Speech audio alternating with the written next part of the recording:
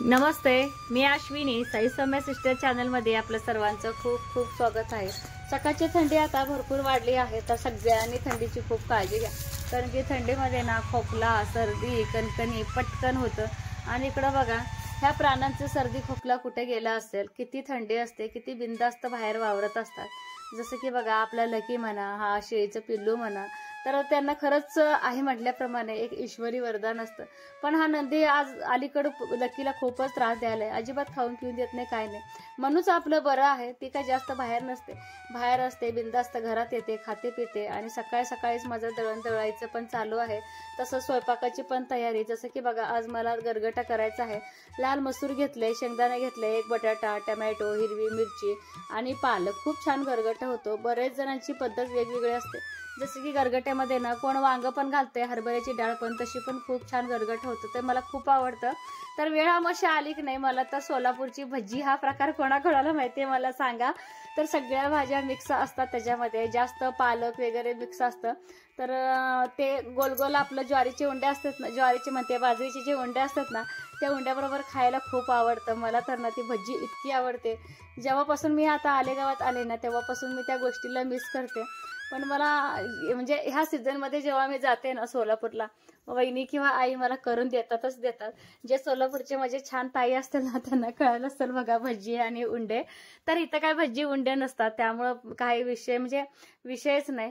पण मला आठवतं आपलं आता लहानाचं मोठं झालं असतं, वेळामोशा म्हटलं का नाही, शेत नसायचं आम्हाला, पण आम्ही ना दुसऱ्यांच्या शेतात जायचं, बोलवली की पटकन आम्ही सगळ्या बहिणी तयार होऊन जायचं बघा, मज्जा असायची। आणि इकडे सकाळ सकाळी माझ्या स्वयंपाकाची घाई, ह्यांना मळ्याला जायचं होतं, लोणी काढायचं होतं। आधी ह्यांना चहा दिला, तसंच माझं लोणी काढणं चालू आहे। तर पाव किलोच्या वरती बरंच असं लोण्याचा गोळा स्वच्छ पाण्याने 2-3 धुवून घेतलं, जेणेकरून त्याच्यातला जो काही घाण वगैरे असेल ते निघून जातं। आणि विशेष म्हणजे जास्तीचं कढईला असं साईडनं घाण लागत नाही।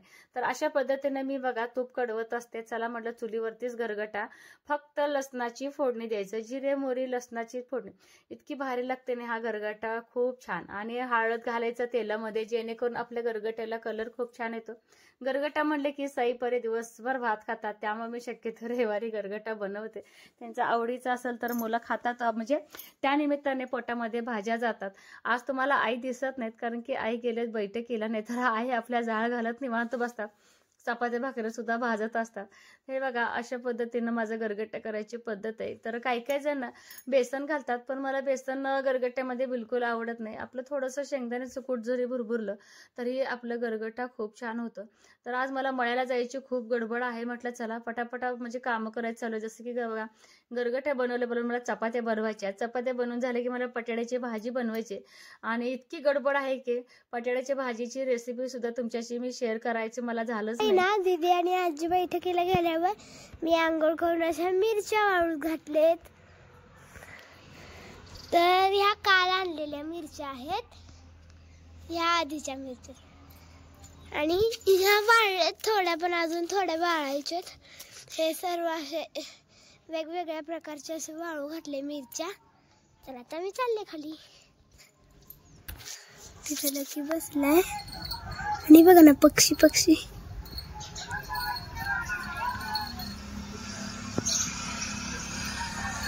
लकी, काय झालं रे? कवळ्या उन्हात बच्चू वाटतं आमच्या लकीला ना, ना ना कवळ्या उन्हात बसू वाटतं ना लकी। लाडा लाला चिकूच्या झाडावर चढू नका, लकीला खवळायचं नाही, त्या ह्याला नंदीला उचलायचं नाही, काय परे? मी असतो घर सांभाळायचं, आजी असतो, तरी पण लक्ष दे। काय सांगाले पोरांनो? आजी बैठकीला गेले, काय सांगते? चिकू झाड छोटा आहे, चढायचं नाही, लक्ष द्या। काय जाऊ का मी? सकाळचे वाजलेत बरोबर 9 वाजलेत। तर आई आणि साई बैठकीला गेलेले आणि परी एकटी आहे घरी। तुम्हाला म्हणलं ना एरिया घालायचा आहे, तर एका आत्याला घेतलंय सोबत। तर म्हटलं चला जाऊया। आईनं म्हटलं बैठक बुडवू नका, तुम्ही जा आता बैठकीला, कारण की आईंचा खोकला तर आला आटोक्यामध्ये। मुलं ऐकत नाही, तुम्हाला माहित नाही, मी रात्री ते शूट घेतलं नाही, इतकं लकीला खवळलेत ना, इतकं खवळलेत ना, बरंच खवळले, त्यामुळे मला सांगून जावं लागायला लागले। आता अजून माझी देखतच खावा लागला तू आधी. मी गेल्यावर कसं व्हायचं असं चालू असते आणि मी गेल्यानंतर समजा लकीला म्हणा नंदीला कुठं सोडलं काय खरं नाही. नका मारू ते खवळतात पोरं. तुम्ही एक काम करा तिथनं तुम्ही इकडे खेळा उन्हात. चला किती थंडी गारटले आणि त्या सावलीतच खेळायला लागले ते. हे नको उन्हातच बसलं होतं. पोरं आले खवळते ते. परे दरवाजा उघडायचा नाही. परे दरवाजा उघडायचा नाही काय.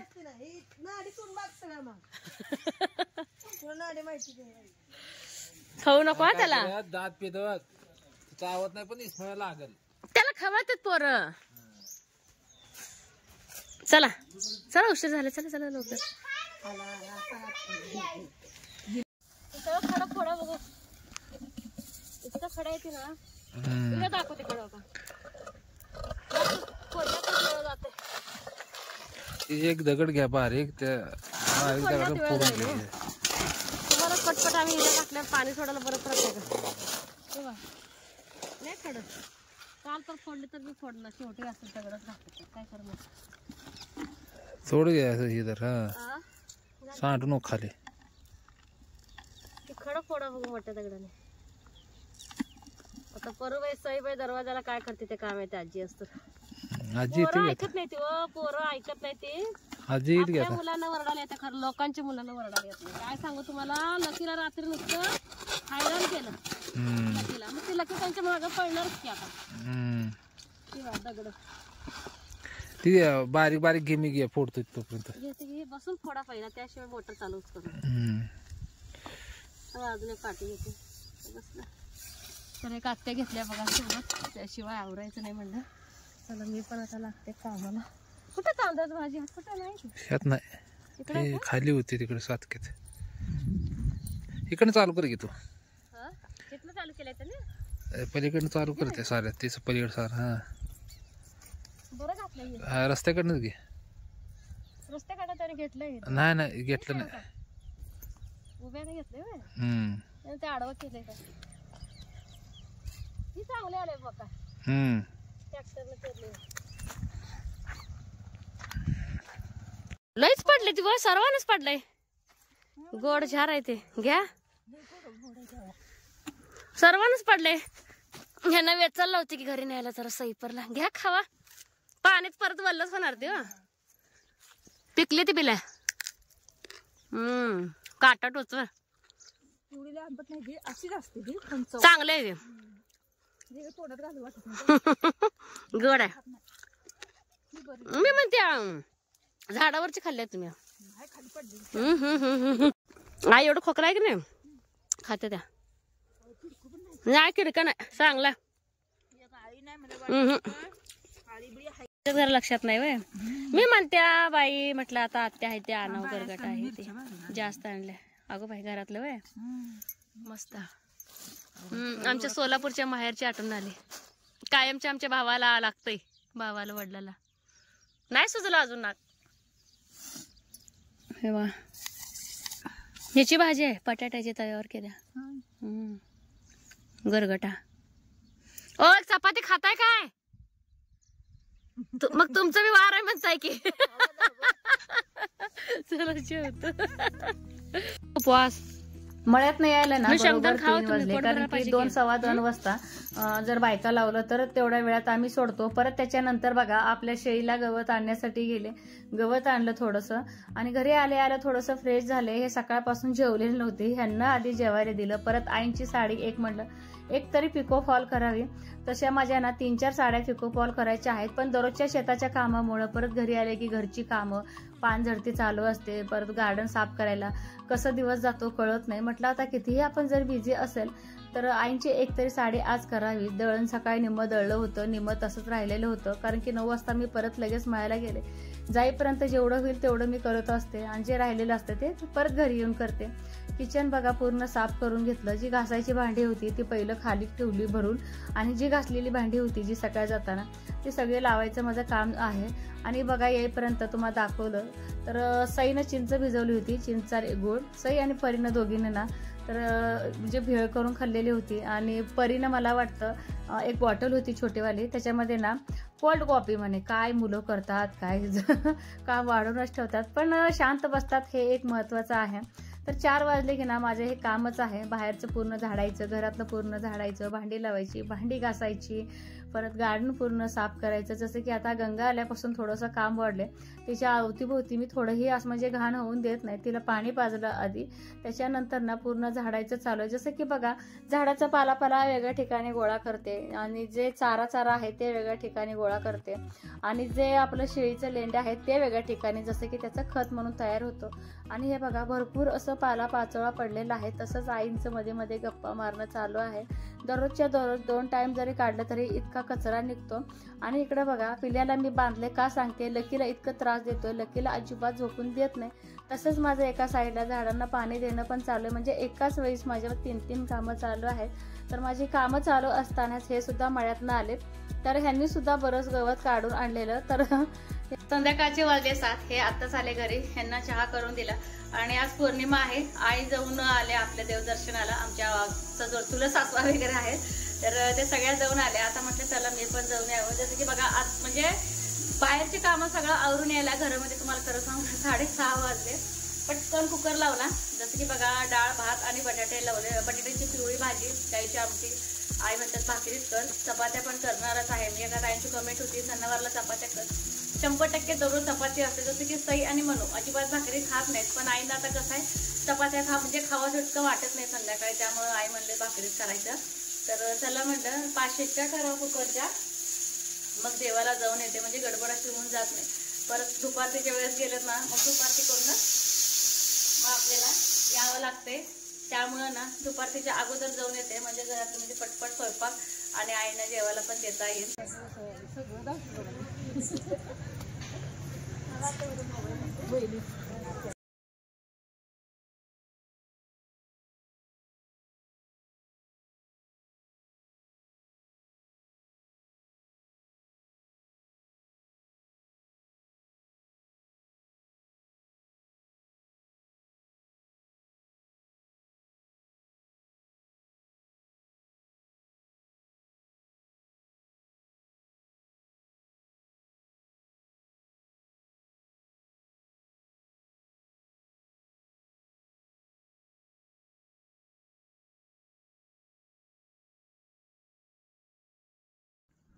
बऱ्याच जणांचं ना ग्रामदैवत, कुलदैवत सिद्धनाथ आहे. आणि आज पौर्णिमा म्हटलं की परगावचे लोक सुद्धा भरपूर असे ना दर्शनाला येतात. बघू शकता, बरेच असे नारळ ना वाढवून गेलेले आहेत. तर पुजाऱ्यांना सुद्धा कळत नाही किती साफ करावं किती नाही, इतकी म्हणजे भाविकांची गर्दी असते. तसं आमचे नाथबाबा नवसाला पावणारे आहेतच. हे बघा, माझे गोड सबस्क्रायबर आहेत, हे सगळे माझे व्हिडिओ बघणारे आहेत. पुजाऱ्यांचा मुलगा आहे, त्याला माहिती आहे मी व्हिडिओ बनवते, तर तो सुद्धा ना म्हणजे काय उत्साही आहे व्हिडिओमध्ये येण्यासाठी. किती छान असं मंदिर सजवलेलं आहे देवाला. अगदी मस्त अशी भरीव मूर्ती आहे, अगदी जिवंत म्हटलं तरी चालेल. तर बरेच जण बायका जे आमचे गाववाले असतात ना, तर लवकर येऊन आम्ही बसतो. जसं की बघा, तुम्हाला मी जाताना बोललेले, दुपारतीच्या वेळेस जर आम्ही अडकलो तर घरी असं येता येत नाही, दुपारती करूनच यावं लागतं. एक तर दुपारती झाल्यानंतर जा, नाहीतर दुपारती व्हायच्या अगोदर जा. मग सगळं म्हणजे देवधर्म झालं की आमचे जेवढे आम्ही बायका बसलेलं असतं, एकामेकांना हळदी कुंकू लावून आपलं तुझं माझं नारळाचं प्रसाद वगैरे खाऊन जातो. तर हे सगळ्या माझ्या गोड सबस्क्रायबर आहेत बघा, या जावा. तर तेच बोलणं, कधी करताय आणि काय करताय, छान वाटतंय. कौतुक जरी केलं तरी पण मस्त वाटतंय, आणि सगळ्या किती आवडीनं बघतात. प्रत्येकाला आमच्या गावात शेती आहे आणि प्रत्येकाला शेतातली कामं आहेत, तर सगळ्या दमलेल्या असतात. अशा कुठल्या तरी निमित्ताने ना आम्ही एकत्र जर आलो, गप्पा गोष्टी, तेवढेच एक 5-10 मिनटं रिलॅक्स. एरवी असं कोण कोणाला बोलायला जात नाही. आणि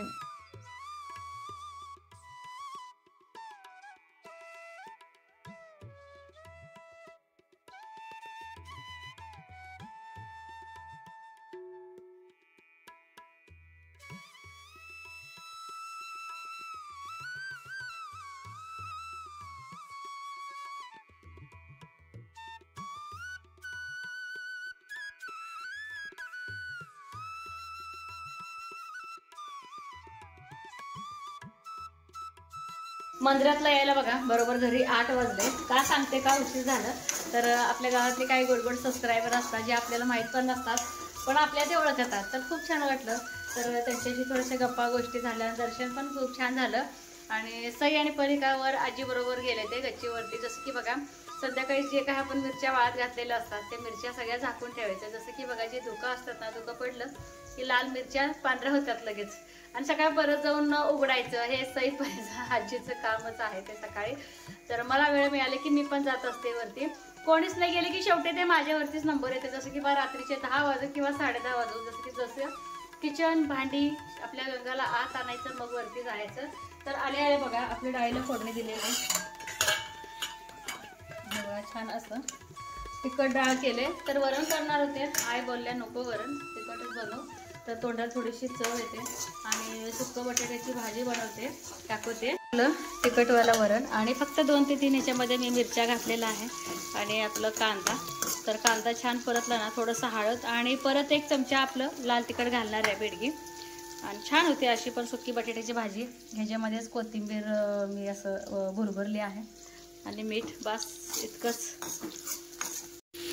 तर हे बघा अशा पद्धतीचं छान होते भाजी खाण्यासाठी. टमॅटो पण टाकलं तर चालतंय पण उशीर व्हायला लागला स्वयंपाकाला त्यामुळे म्हटलं चला मस्त लागते अशी भाजी. तर पटकन इथलं सगळं आवरून चूल पेटून घेते भाकरी करण्यासाठी. चूल पेटून लागलं सगळं साहित्य बाहेर आणले. जसं की बघा साईला पण जेवायचंय, परला पण जेवायचं आहे. गरम गरम छान लागतंय. आणि परी आज साडी घालून बसली, आजीची सकाळची साडी. तर चला इथेच मी ब्लॉगचा एंड करणार आहे कारण की सगळेच भुके असलेत. आई पण, साई पण, परी पण, हे का आलेले नाही. तर सगळ्यांना गरम गरम भाकरी भाजी द्यायची. तर सगळं साहित्य बाहेरच आहे. सगळ्यांना मनापासून धन्यवाद. खूप छान असे कमेंट्स असतात. तर चॅनलवरती कोण नवीन आहे का व्हिडिओ तर बघत राहा. लाईक शेअर आणि सबस्क्राईब करायला अजिबात विसरू नका. बाय.